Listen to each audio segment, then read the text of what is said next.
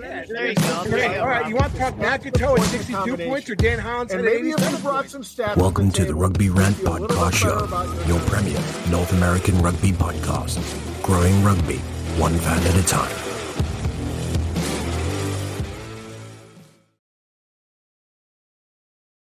Hey, what's going on, everybody? It's Rob the Hammerschmidt, and I've got a super special individual to introduce today. We're flying together in this episode 166 of the Rugby Rant podcast show, and I have got, like I said, that super special guest, none other than James Deeley from MLR Stats. What's going on, James? Hey, Rob, how you doing? Pleasure to be here. Feels very strange doing it as a two-man show today. I'll try my best to fill a big guy's shoes. Well, they are big shoes to fill, but you know, they're actually pretty easy to fill, honestly. But that's beside the point. Listen, for all that don't know, all those that don't know, James does a tremendous job with MLR Stats. James, where can they find your bit of information? Sure. Well, I'm primarily active on Twitter and Instagram. On Twitter, I am at Jamdelay, Jamdelay. And on Instagram, it is at MLR Stats. Yeah, and for those of you guys who haven't seen it, check it out. It is wonderful stuff.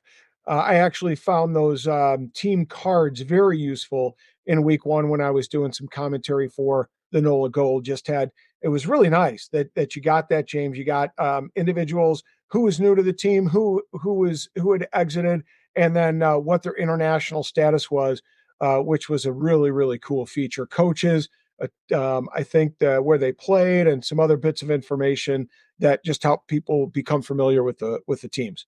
Yeah, appreciate it, Rob. That was quite a lot of work to put together. So it's good to hear that they went down well. It did look like a lot of work, but it didn't go unnoticed because there were some other commentators that do some color and play-by-play with the MLR production crews that took notice and kind of tossed that information around to the rest of us. So you're getting important. Love to hear it. Feels very strange, but I'm happy to help. Yeah, I love it. Yeah, absolutely. So, folks, what we've got is, Scott's a little under the weather. He's got a little one at home, so every cold the kid catches, he catches. We know that Ty's on a bit of a hiatus to take care of some personal stuff. James was fortunate. He's doing some good stuff with stats, and so I said, "Hey, James, we have a need for kind of a fresh face to fill in some shoes." And so James, when he is able to join us, is going to jump in and do a bit of work on the Rugby Rant, provide us with a new angle with his stats. And fortunately tonight, we have his services available. So he's going to drop some knowledge on you. You absolutely don't want to go away. We're going to be right back at it in just a moment after we hear a little bit about the Super Brew contest. We'll be back.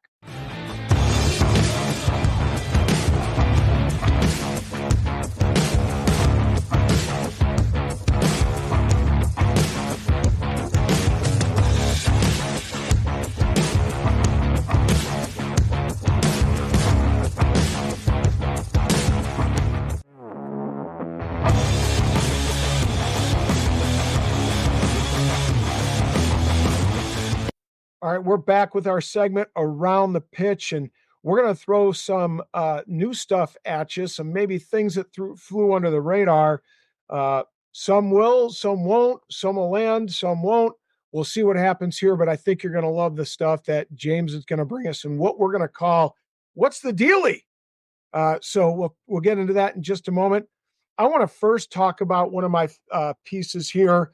I promised a friend I would do a little bit of a plug. The Florida Invitational Players Showcase is coming up. There we go. It is in Florida in Davis Park in Ponte Vedra, Florida, May 11th through 12th. It's apparently known as St. Johns County. There's going to be a boys U19, U16 division, a girls U19 division, and they're pushing for U14s if they can get enough interest. The cost is $250 per team. It's for high school players who want to be seen by colleges. And folks, just so you know, and I'm just going to pull it up so I don't miss something here. My mate who sent this to me, shout out to Bobbit, Mike Spontak, who threw it my way. But they have a number of college coaches have come to watch this showcase, to watch some of the talent. You got Life, Arc State, Iowa Central, 3 big programs, FSU, Florida, University of North Florida, University of Central Florida, St. Thomas, Ave Maria, University of South Florida. And it's so a great plethora of coaches to get eyes on some of the talent. And then you've got teams like Jacksonville, the Wolverines, Raleigh, Charlotte, East Side Lions, Wando, Aspetuck, Charlotte Cardinals, and the Florida, is it Jaguars or Jaguares? I don't know, but there's some really good teams that are joining the fray. So if you want to get a look on this, bring your team down there and you can get noticed by some top level coaches. So with that, I'm going to turn it over for James to talk about what's the dealie in his world. What's the dealie? It fits perfectly with the, with a name like this, you've got to have some kind of deal acronym, deal pun going on, whatever. What's the dealie works fantastic. So every week I collate a load of stats from the round of Major League Rugby and I pull up, just make a note of everything, any milestones that are reached, anything like that. So I'm just going to roll right into it. Jason Robertson, Old Glory DC fly half, became the first DC player ever to pass 200 points scored for the club, and he is the 12th player in Major League Rugby history to reach that mark. Robertson obviously had a hell of a season, or hell of a stint with Old Glory a couple of years ago. Then went off to play in France. He's back this year. Looks like he's just doing the same thing he did in the past. And if any of you have, follow my pages on Instagram or on Twitter, you will already know this, but we have the first 2 members of the 2,500 points club. So these are the first 2 teams to have scored 2,500 points all time. And they are, unsurprisingly, both founding members. They are Seattle Seawolves, who sit on exactly 2,500 right now, and San Diego Legion, the big rivalry in MLR, probably the most storied rivalry in MLR. Both hit 2,500 points scored all time on the same day, probably about 2 hours apart, roughly, which I think is quite apt for their rivalry. I don't know if anyone in the teams has seen that, but I hope they're poking fun at any mates they have on the other side. See who was going to be first to 5,000, 3,000, 4,000, anything like that. Now, most of the landmarks, the milestones that were reached this week were Dallas Jackals related, and that's because of their huge win over Anthem RC. They won 28-68 on the road, which is a single game points record for the club at 68. It is the single game try scored record. They scored 10 tries. It is the largest winning margin in club history of 40 points. Their previous club record for the winning margin was 8. So now it's 40, and that might take some beating. It also sets a new MLR record for the most individual try scorers in a team in a game. The previous record was set by the Toronto Arrows, who scored 9 tries, or 9 players scored 9 tries. So, no multiple tries there. Every single try was scored by a different player. Dallas, they scored 10 tries with 10 different players. I don't think that's going to get beaten for quite some time. And now we've gone for quite an impressive record to a surprising one, given that this is Dallas's 3rd season in the tournament, in the league. Martin Elias becomes the first player in club history to pass 50 points with the club. Adrian Carlson there was sat very close for quite some time, and he's only just been beaten. Martin Elias has just passed 50, and he scored 21 of those in this game alone, which is a season high for single points scored in a game. And it's, not unsurprisingly, it's one of the highest scoring games of all time. It's the 4th highest scoring game in Major League Rugby history on 96 points. Rob, that's all I have in terms of the milestones. Well, those are some great milestones, James. I love that you share those with us, particularly focusing on Seattle and San Diego. I mean, 2 of the OGs in the league, and just the fact that they achieved that 25 100 points mark on the same day, just a couple hours away, is rather apropos, as you said, for that rivalry. And it's kind of interesting to see how that rivalry will continue over the course of the 2024 season. Absolutely. What's quite funny is that San Diego Legion have been on top in terms of points scored for a while, and the Seattle Seawolves just managed to sneak in there and get it first by about 2 hours, which I'm sure they're very happy about. Well, I'm sure my good friend Matt Cartwright will be celebrating with a either a celebratory bourbon or a cheap cigar, one of the two. Nevertheless, that was pretty cool, and just the fact that the Jackals had so many milestones that they've met, given their kind of rough start in the league over the last 2 seasons. So it's good to see that they're making some inroads, and a 2-1. It's good to see that they're on a winning track. Let's hope that continues. Yeah, they look much stronger this season. So, well, I'm not sure all of those records are going to be broken. Who knows? Yeah, of course. And by the way, Adrian Carlisi on the Hounds. So certainly is. Yeah, I'd like to see him setting some milestones, setting some records with the Hounds this season. That'd be a good thing. All right, I'm going to jump into my other Around the Pitch piece. And this one is a little bit more of a global view. It's rather interesting, courtesy of America's Rugby News. 2027, as we know, will be in Australia. It's going to be an expanded format, 20 teams to 24 teams. We know Japan is qualified, and then there's going to be another Asian one team that qualifies. So 2 teams from Asia will be in the mix. We've got 4 from Europe. And then interestingly, one of the big things, and the reason why I talk about it, because it impacts North America, it impacts Canada, it impacts the United States. There's going to be no North American qualifier and South American qualifier anymore. It's going to be a combined regional qualification between North America and Oceania. So South America will have a qualifier, but North America and Oceania will have a combined regional qualifier in the form of the Pac Nations Cup. So let's see, Samoa, Tonga, Canada, and the U.S. will all have to qualify have an opportunity to qualify for one of 3 spots. We know that Japan and Fiji have already qualified. So, there's going to be an odd man out in that grouping of teams being, let's see, like I said, Samoa, Tonga, Canada, and the United States.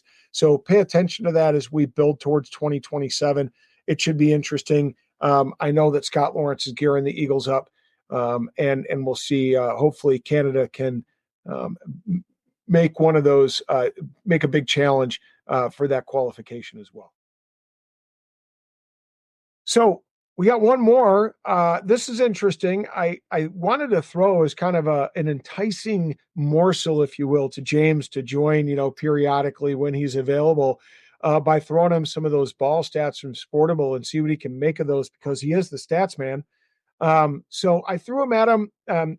For folks that don't know, week 1 and week 3 are the 2 matches that Sportable recorded the ball stats, because they are the nationally broadcast FS matches. Week 2 did not have a nationally broadcast FS match. Therefore, we have 2 weeks worth of ball stats. And I asked James to break them down a little bit. And basically, was there anything useful to come out of those ball stats? Perhaps things that folks should be looking for as we head into week 4 and beyond. Well, yeah, and I must say this is an awful lot of numbers. Thank you for sharing them, Rob. Numbers are my thing. There are a few little oddities in here. The fact, well, I don't think that hang time really gets enough attention, especially for box kicks. So this part of these stats measure how long the ball is actually in the air for, which allows your chasers to get underneath it, to position themselves right, to interfere with the opponent's chasers. The longer it's in the air, the better. Especially only if you're obviously trying to chase for it. If you're trying to go for territory, then it doesn't really matter how long it is in the air, as long as it gets out the pitch. And there's a couple of standout stats here. One of these, Rob, the first one is actually something you raised, is penalty kicks to touch between San Diego and LA this weekend. Each had 7, but LA gained 80 meters more with those kicks than San Diego did. Now, there are obviously some factors here. It might be the territory in this game was 59% in the favor of San Diego Legion. So it could be an influencing factor could be the fact that the Legion had less space to actually kick it without the ball going dead, maybe. But 80 meters is a hell of a long way. Whether it means that LA are actually getting their lines cleared much more effectively, or if they're getting themselves in a good position to launch an attacking platform, it's hard to say, because we don't actually get any kind of positional, whereabouts on the pitch were these kicks. But the distance is significant. The difference in distance there. There's some other things as well, like box kicks. San Diego Legion used almost twice as many box kicks, although the average distance was lower. The lineouts, the analysis for lineouts is incredible for this thing. It shows, total lineouts, average distance for the lineout throw, whether they went to the front, the middle, the back, or long, way over the top. The average spin rate of the ball, the average spiral efficiency. I'm not even sure quite what that means, but the fact that they have that is ridiculous. And based on these numbers, San Diego had 18 lineouts total in the game and threw to the front 12 times. So 2/3 of their lineouts were to the front. If you're an opponent and you have access to these stats as well, you'll say, well, okay, they're going to likely throw to the front. Then we can defend against that. Whereas LA were much more kind of spread out. 3 to the front, 7 in the middle, 6 in the back of their 16 lineouts. So possibly a bit more difficult to predict.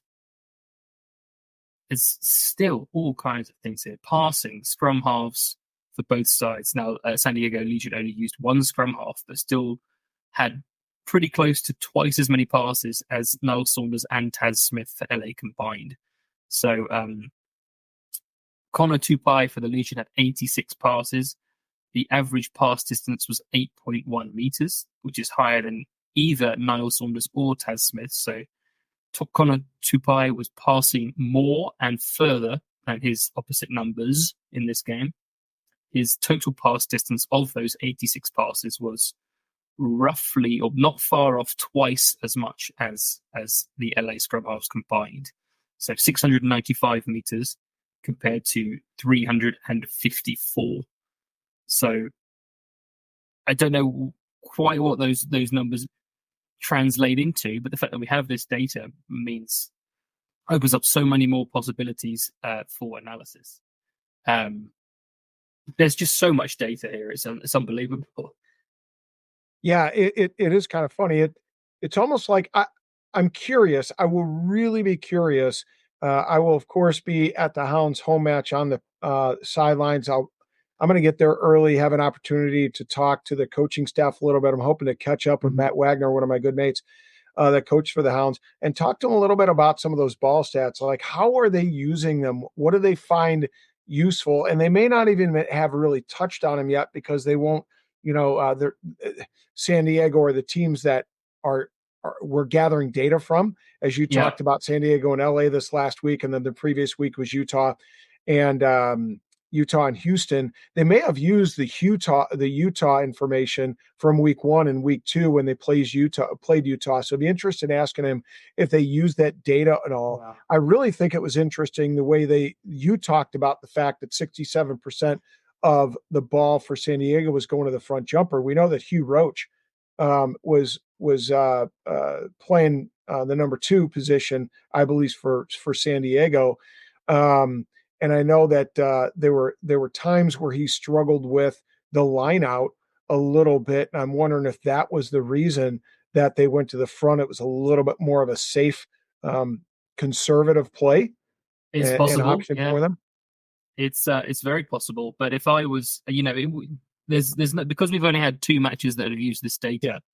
It's impossible to know if that's an anomaly. This 12 out of 18 lineouts go to the front. Whether that was just for this game, like you said, Hugh Roach was struggling with his lineouts. Could just be it. And then, next week it could be 0 at the front, and they've just exactly what you said. They've done it to safely secure the ball. Who knows? It's impossible. We've got too small of a sample size. But if I was an opponent looking at that would be highlighted. Right. I found it interesting. I looked at that Houston-Utah match, and just the number of passes from Utah compared to Houston. I can't remember off the top of my head, but something stood out, like 200 passes from Utah versus like 77 total passes from Houston. I was absolutely floored by the difference in the pure numbers of passes by each team. Yeah, I've got it right here. It's exactly 200, like you said, to 73. So it was even less than what you mentioned. Yeah, but that does make sense. You know, Houston in this game, Houston delivered 187 successful tackles, which is the season high at the minute. So obviously they weren't going to throw many passes. They were too busy trying to stop bodies. Right.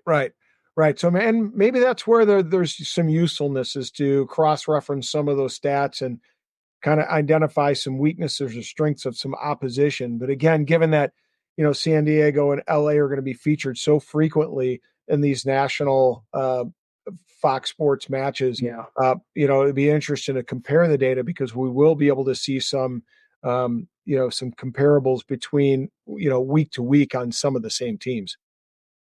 Yeah, well, that's you know, that's the hope, at least from a stats head like me, is that we'll get a bigger sample size and be able to start recognizing some more patterns as we have, you know, the same teams using these figures. Yeah, absolutely. Good stuff, James. I thank you for bringing it to us. I think some people appreciate it, especially those hardcore ruggers who really like to dig into the numbers. Again, check out James and his stats on Twitter at Jam Delay. Right? Is that correct? That is correct. JAMDELAY. Pretty similar to my name. Yep. And on what is it? Instagram? And on Instagram at MLR Stats. Right. There you go. So check it out, folks. I think you're going to like it. When we come back at the turn, after we hear a word from our sponsors, we're going to be talking about the rant of the day. Way too early predictions for who's going to make those 4 playoff spots in both the East and the West. We're going to pick it apart a little bit. Hopefully we get some more numbers from the stats man right here who came to join us. Nevertheless, we'll be back at the turn. Got to pay some bills. We'll be back. Stick with. When we pick up the ball, we also pick up a legacy. A legacy that stretches beyond your current team. A legacy built on the backs of those who came before you with hard work. And for those who will come after you, we promise it won't be easy. But we'll be there, supporting you on and off the field.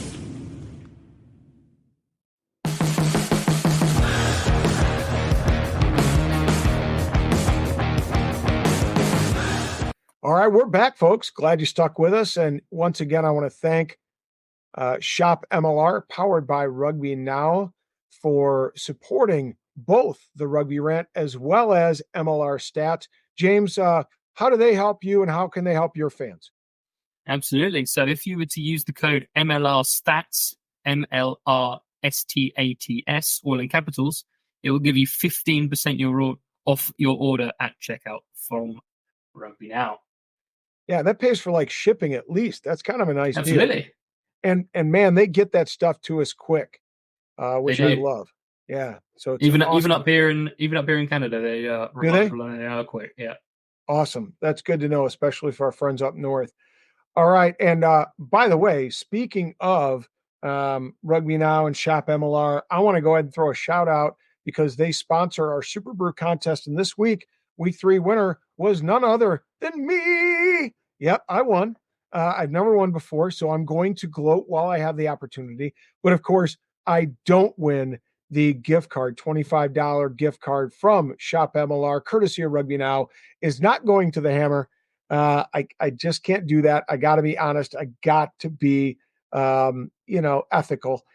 So I'm going to pass it down to the number 2, who also got 7.25 points. But I think I won it, according to Super Brew, because I made the biggest jump from week 2 to week 3 in terms of I moved up 23 spots. So I'm giving it to Punkus Arnett. He already knows. Congratulations, my man. He's a Seattle Seawolves fan. I'm sure he'll be picking up some sweet merch along the way from Shop MLR, courtesy of Rugby Now. And we're going to get into it. I finished 15th, if anyone's wondering, in this week. You're what? I finished 15th. Yeah, Hey, that's noble. That's noble. it's okay, but it's no 7.25 points. That's for sure. Well, but it's noble. I wish I could. If I could just hit 15 for the season, I would be a happy man. I'm usually far less than that. But we're going to get into the rant right now, and basically, we're into week 3, heading into week 4. By the time this comes out, you may be actually watching the game on Friday night. If I'm not mistaken, that's a game out. Is that a game out in the West? Yep, that's Seattle and Houston. So we'll talk a little bit about that one, but we hope you catch the Rugby Rant at least at some point. Nevertheless, way too early predictions as we head into week 4. Let me just, for folks that don't know, this year they went on the fly and changed up the playoff format when they went to 12 teams with the addition of the anthem. And I think we got what a lot of people like, which is more, better, more playoffs. And that is basically the top 4 seeds, the top 4 point-getting teams from each conference will make the playoffs. They'll be seeded 1 through 4. 1 will play 4, 2 will play 3 in a quarterfinal. Then we'll get a semifinal because each of those winning teams will play one another. And then, of course, the champions from each conference will play in the final, which we now know is going to be August 4th at Snapdragon Stadium out there in San Diego.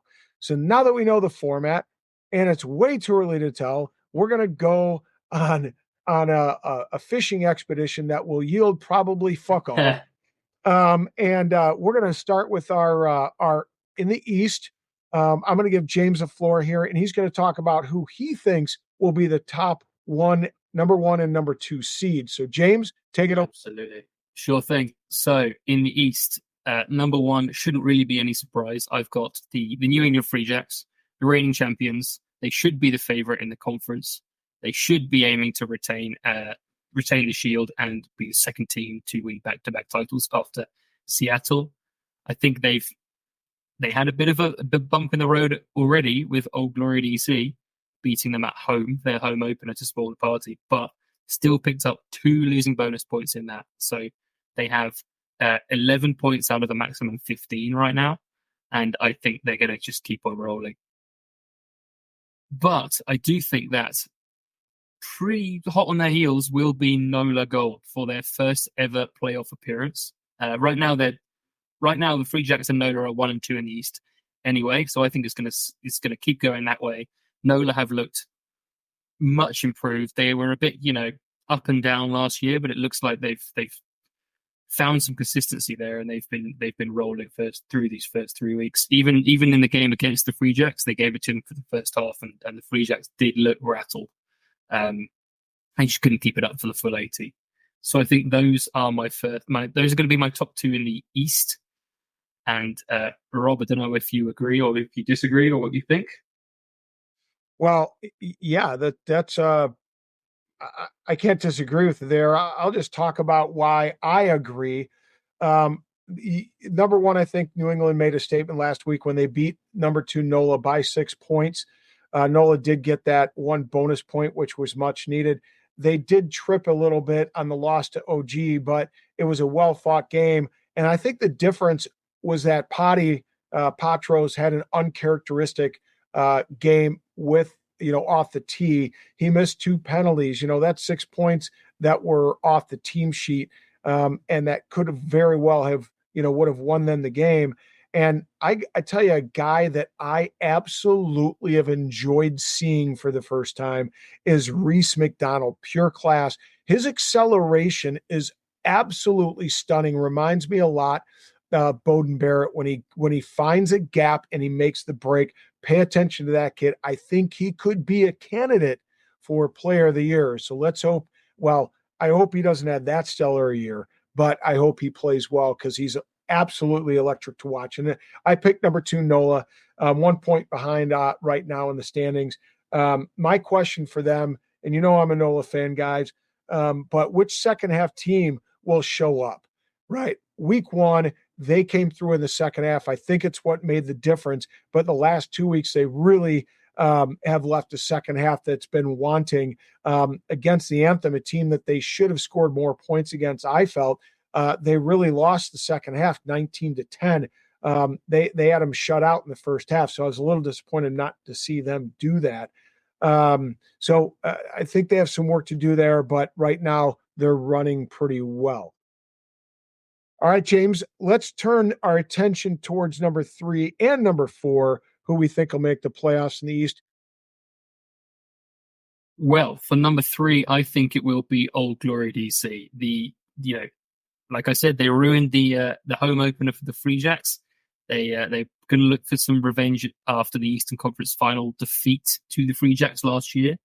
They look like a strong team. They're back with they've got Jason Robertson back. They haven't even, they've got won one, lost one, drawn one. That the draw is going to be a bit of another bit of a slip up. But I think that was a lot of missed opportunities for the Flags. That was their game to win. I think Robertson missed a few penalties. There was a few opportunities there that they didn't convert on. I think Old Glory are going to be quite comfortably in the third place in the East slot, and they haven't even played with Danny Tusitala yet. They've only just got Axel Muller back, and he's the player of the week. So he's a stud, and I think Tusitala is only going to make them better when he comes back. I think third spot is Old Glory. How close they're going to push Nola for the second spot, I don't know, but I'm hoping it's going to be close. Then, moving on to my fourth spot, just about squeaking into the playoffs, I have the Chicago Hounds. They are my team this year. There's quite a few former Toronto Arrows that play there this year. I think they are much improved on last year when they had, 3-13 season. They had all the star power on the roster, but didn't really convert that onto the on-pitch performance. We've seen glimpses of it this year. For them to draw with Old Glory DC away is probably a better result than Old Glory DC drawing with them. I think they should probably take the points and run from that one. They already have a win on the board. They've already, they're looking solid. They're looking like they're improving week to week. And they have some serious names now. Dave Carney just made his debut. They have Dale Fawcett, MLR's all-time leading try scorer. Adrian Carlser, who we mentioned earlier, is now up at sitting in the back in the fullback position for the Hounds. He's looking solid. He's looking good. I'm not entirely convinced of this Billy Meeks at fly half experiment, but I will see how long that goes on for. But I think they will they'll secure that fourth spot in the Eastern Conference. Well, fans, I will tell you, I agree with James in terms of the 3 and the 4, who's going to fill those spots. What I disagree with, and I'll talk about in a moment, is the order. Oh. Okay. Yep. So I'll talk about that. But we agree in a lot of areas, by the way, especially the specifics as to why we think these two teams will be in the playoffs this year. But let me break down my take on things. I think Chicago's actually going to be in the number 3 spot, and they're going to eke out over OGDC. And, they both tied one another this weekend. One of the big reasons is depth, and it's something that I saw in that opener against NOLA. So I'll start with OGDC, who I think is going to be 4. I think they have a solid core. As James mentioned, they had Tusitala coming back, and Robertson is absolutely in fuego. And, of course, Axel Muller putting on a show. Hell of a player. I think he's going to be another one of those guys that's going to put his hand up for back of the year or player of the year. My thing about OGDC is they have a lot of young guys. I love the philosophy that they're getting young American players into the mix, and guys that I personally really like.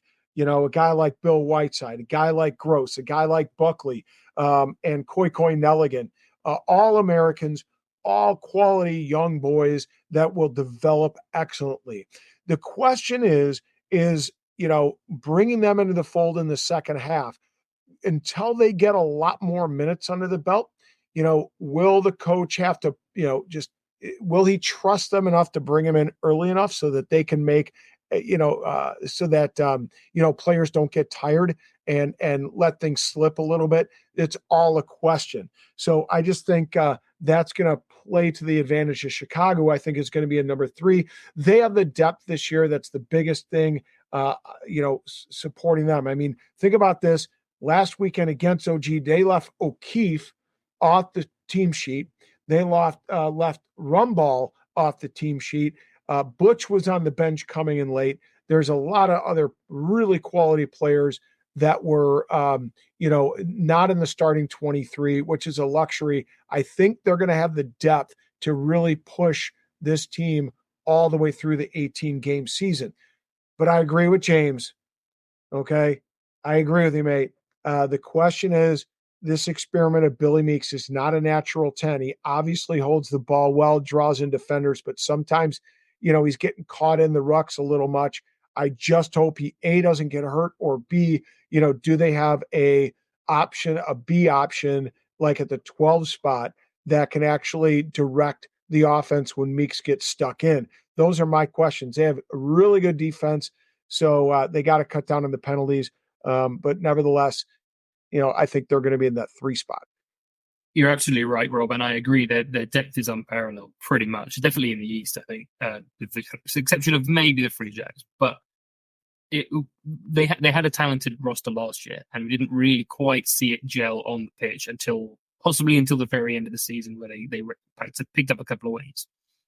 I'm just wondering if that's going to happen again. That's yes, they have the depth. Yes, they have the talent. Can they make it work? I don't know yet. Right. Agreed.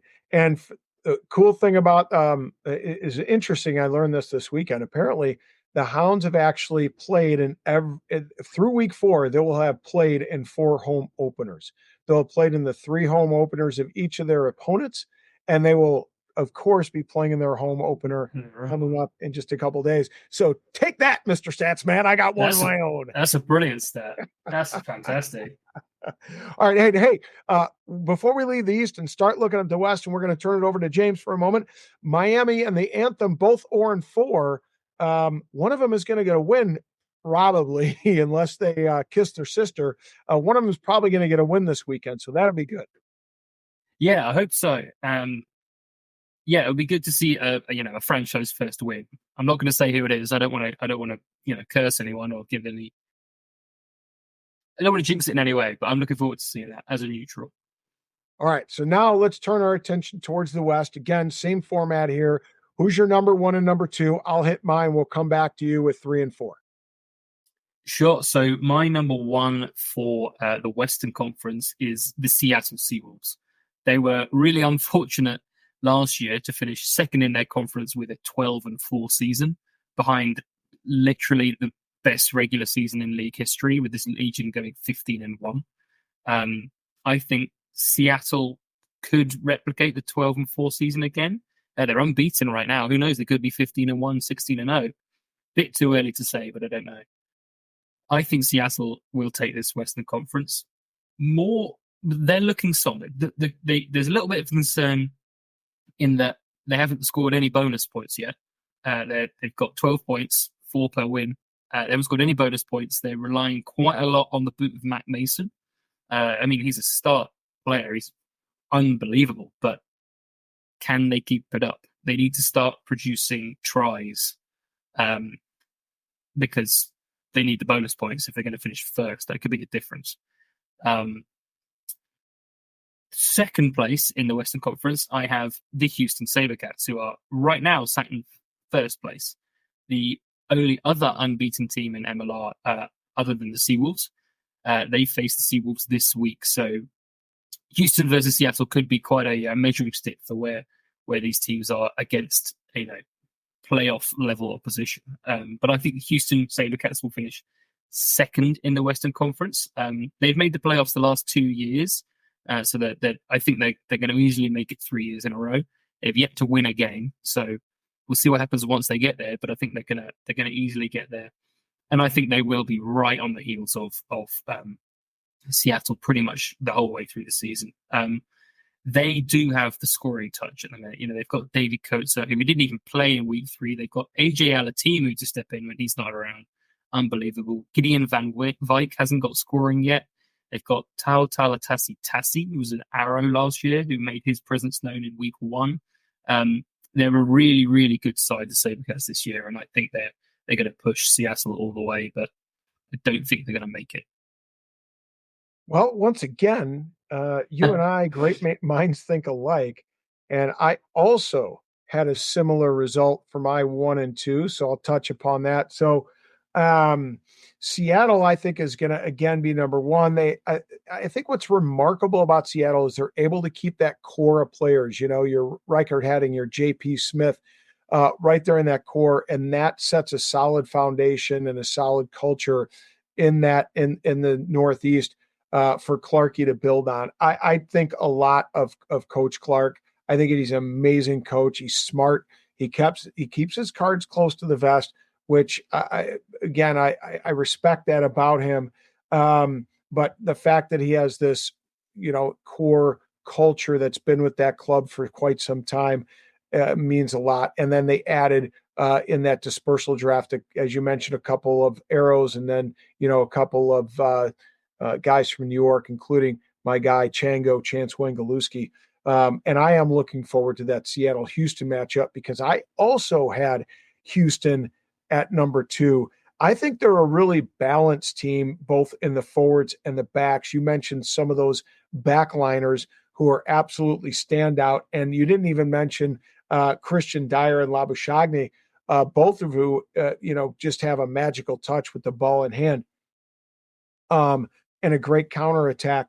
What I think is interesting is they're able to control the pace of play. When they want to be explosive, they can. When they want to be a little bit more conservative and play for touch, play for territory, they can. And I think the key to that are the number 9s. Both of them are South African, and both of them understand how to play that game, both Carl Denison and Varner. So it'll be interesting to see this Houston side look out. They could, I don't want to say surprise people because they're always in the mix, but they could be that team to beat in the West. Now, one thing I want to add, James, before we check out your number 3 and number 4, you talked about that the kicking game a little bit. What I think is interesting about Mac Mason, while not as flashy or crafty as of a number 10, a little bit more, steady rudder behind that ship. One of the things that's interesting is when you talk about regular season play versus playoff play, you play with that player, that number 10, a little bit differently, right? I mean, it's like look at England and how they did with who played number 10 in Farrell's absence, George Ford. George Ford, just controlled the game with his boot. And look, you're not in the playoffs. When you get to the knockout stage, it doesn't, bonus points don't matter. A 1 point win, it doesn't matter. Look at South Africa in the World Cup. They won, the last 3 games, the quarterfinal, the semifinal, and the final by 1 point. Doesn't matter. Just win. Right. So all Seattle really has to do is get into the playoffs. And I think then, somebody like a Mac Mason with his boot, with his ability to control the game with his foot, it can be a difference maker. All right. Enough of me, more about you. What do you got at number 3 and number 4? I'm interested because so far we agree. Let's see if there's a departure. So number 3, I have the San Diego Legion. Now, through the first 3 weeks of this season, the San Diego Legion looked like a husk of themselves from last year. They did suffer a huge amount of loss through their players being good enough to get Super Rugby contracts, essentially. I think they lost 4 or 5 players to Super Rugby. They struggled to fill those gaps. We saw Josh Henderson. He played a blinder against Seattle the first week. He scored all San Diego's points. Scored 19 of 19. He hasn't played since. Hoping he's not injured, but we have seen Lincoln McClutchy step into that fly half position, and he seems to have done quite a good job. Now, obviously, that they're without Will Hooley this year, who retired, is now sat in the commentary box with Euro, but it looks like Josh Henderson, or I thought Josh Henderson was going to be their starting 10 in Hooley's absence, and Lincoln McClutchy seems to be trying to wrestle that off him. So that the 10 battle for the battle for the 10 jersey in San Diego is going to be interesting. Now, they did pick up some good pieces. They have Greg Peterson. They still have Blair Cowan, these huge forwards. They still have David Tamelau as more often than not a replacement. He's a hell of a name to bring on. They've got Hugh Roach in the hooker position. They have pieces. They have, players. They've just brought in Ryan James, who I'm a big fan of, back into MLR. but we haven't really seen it click. They haven't won convincingly yet. They beat LA by 1 point in the SoCal rivalry. They've definitely taken a step back, and I don't know whether it's things are just trying to gel with how much turnover they had, or whether it's that we're expecting. I don't think we should expect a 15-1 season again. That would mean they'd have to win every single game from here on out. I don't think that's going to happen. Definitely taking a step back. I think they'll still qualify, but I don't think they're going to push Houston or Seattle for one of the top 2 places. And in 4th place in the West, it's quite a controversial pick probably, but I'm going to say the Dallas Jackals. They did just pick up a huge win over Anthem, which, that's a developmental side. It's not really expected that they're going to challenge these top players and challenge for first in the conference, but still picks up a huge win. As I mentioned earlier, biggest win in their club history. They've got some confidence. They pushed LA and got a good bonus point win there. They weren't that far. They picked up a losing bonus point against San Diego. The Jackals are competitive this year. They're currently sat 3rd in the conference on 11 points. So they're 1 point back from Seattle, they're 2 points back from Houston, and they're 1 point above San Diego. I think this is going to be a battle in the West between all 4 of them. But I think the Jackals are going to qualify for the playoffs and are going to. I think there's going to be a big fight with them in the Legion if the Legion can't get some consistency going. The Jackals are a defensive. Well, they tackle hard. They've got some good scorers. They've got Martin Elias has really stepped up this year so far. They've got Ronan Foley, Mitch Richardson. I know these guys from their Arrows days. Foley was brilliant with the Seawolves in Hatting's absence last year. He was great with the Arrows. He looks like he's continuing again this year. Mitch Richardson is a hell of a pickup in the dispersal draft. He's a fantastic Canadian centre. Nick Ben as well. I'm glad that we'd finally get a chance to see him in MLR action. He was unfortunately injured in his first game for the Arrows last year. Missed the season. It's nice to see him getting some game time now. He's got a try at the weekend. But they have these great pieces, and I'm excited to see the Dallas Jackals fighting for probably fighting for the 3rd spot, but I think they'll finish in the 4th. Yeah, so we agree here. I also I also had San Diego number 3 and Dallas number 4. And I just want to take an opportunity to expound maybe a little bit. And by the way, James just dropped some serious knowledge on you folks. So if you're not taking notes, you should be, especially if you want to win the Super Brew for the remainder of the season and pick yourself up some gift cards. Reminder, we have 150 for the grand champion, 100 for 2nd place, and 50 for 3rd. So you want to get in on that action. But why am I looking at San Diego number 2? I think, 3. I think Danny Lee is a really excellent coach. I think he creates a culture with experienced veteran players, bringing them in. But I agree with James. I think there was a lot of turnover, which could be one of the reasons why they dropped their first match this year, or their first match already, and then just won by 1 point against the LA team. The loss of Huli Mattias. They brought in Gitu. I question whether he's going to be, at what point he's going to slot in to the number 10 or possibly the 12. He'll obviously be dangerous, but can he be dangerous over the long haul? For me, the big question is age. This is an 18-week season. As long as they get into the playoffs, the 2-week test window could really help them. A lot of those older players get 2 weeks rest, especially because none of them will be in international play. So they'll get all that opportunity to rest and get their legs under them before they hit the playoffs. So I picked them at number 3. I just think they have a lot of vets, and those vets know how to get things done when it counts. Number 4, I had Dallas. This is a much improved squad.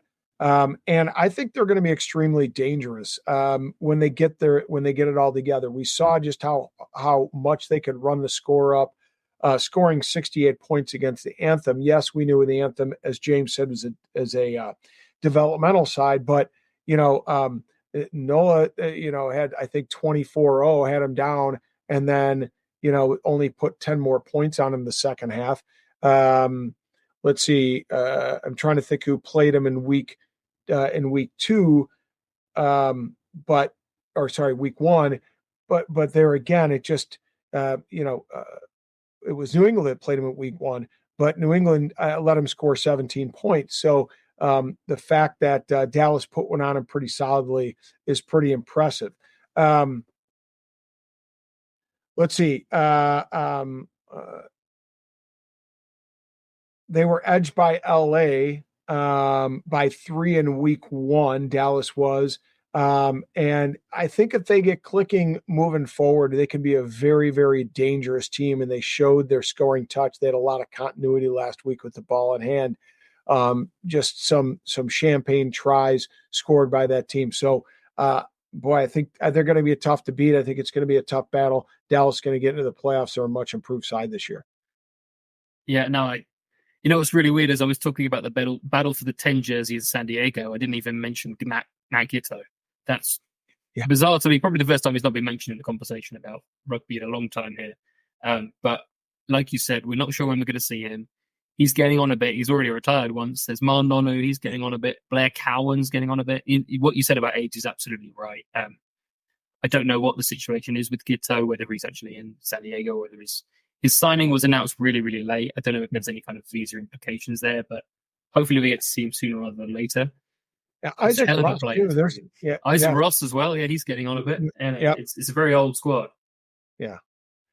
So it'll be interesting how they get on. All right, let's talk about, as we close out the show, getting time here to shut her down and close out 167. We're going to recap, and this is off the cuff, James. I don't know whether I didn't mention this, but I'm going to put you on the spot here. All right. Okay. All right. So be ready. So let me recap the games for week 4 that we're going to be catching up on. Again, by the time this is released, you'll probably be watching Seattle and Houston on Friday night. Then we got Old Glory versus San Diego, Miami versus the Anthem, Dallas versus New Orleans. Those 3 matches on Saturday. And on Sunday, we've got Chicago versus New England and LA versus Utah. So here we go. It is none other than the Rugby Rant's lock of the week. So out of those 5 matches, which one? Pick one lock. Cannot miss match from those. I actually think this is a pretty easy conversation here. It's Seattle versus Houston on the Friday night. The clash of the undefeated teams. Come on, it's must-see viewing. Is it 10:30 for the Eastern time? I'm going to be watching it. Yeah. Yeah, it should be an absolute cracker. And I made a mistake. There are 6 games on tap for this weekend. I was looking at my Super Brew list and one was off the screen. So yeah, 6 games for this weekend. I like that pick. I do like that pick. And I'm going to be challenged here, I think, for what my lock of the week is. That's a tough one. But I'm going to go with something a little bit unusual. And I'm going to go with the Miami Sharks over the Anthem. I don't know, some part of me thinks I shouldn't be able to pick a lock of the week that involves the Anthem. Not because I don't like what they have doing or what their goals and objectives are, just because, a new squad coming in so late, it's difficult to win. So, but they're both 0-3, excuse me. So somebody's going to win. I think it's going to be Miami. That's my lock of the week. That's a great pick. Yeah, I mean, it's a first win in club history. It's going to be good vibes there. Absolutely. So a lot of good games on tap. You guys should be loving life this weekend on the MLR. 6 games in total, Friday night, Saturday, and 1 on Sunday. So you got one feature game bookended on either end of the weekend. Check it out and check out us. I have got none other than Nick McCarthy coming up next week with the Run, Pass, or Kick interview.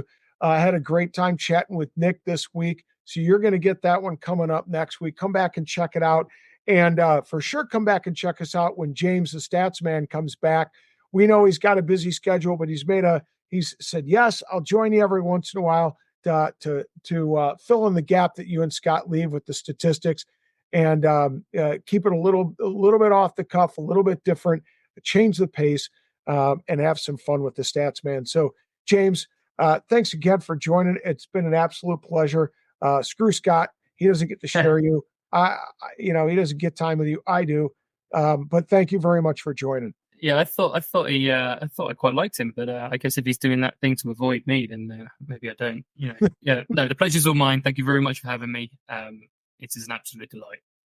Well, thank you. And he's just avoiding me. That's the problem. All Is that right. it? So yeah. So anyway, we'll be back next week with episode 168 as we inch closer to another milestone of 175. I'm sure James is keeping track of all those. But Obviously. Nevertheless, yeah, maybe we'll make sure you get on that one with us. That way it's an extra special milestone. Nevertheless, thank you for joining us. It's been a lot of fun. Thanks again to James. Check him out. MLR Stats on Insta and Jam Delay on Twitter. So check him out. Some great stuff. And we'll be back next week. But until then, we'll see you at the next.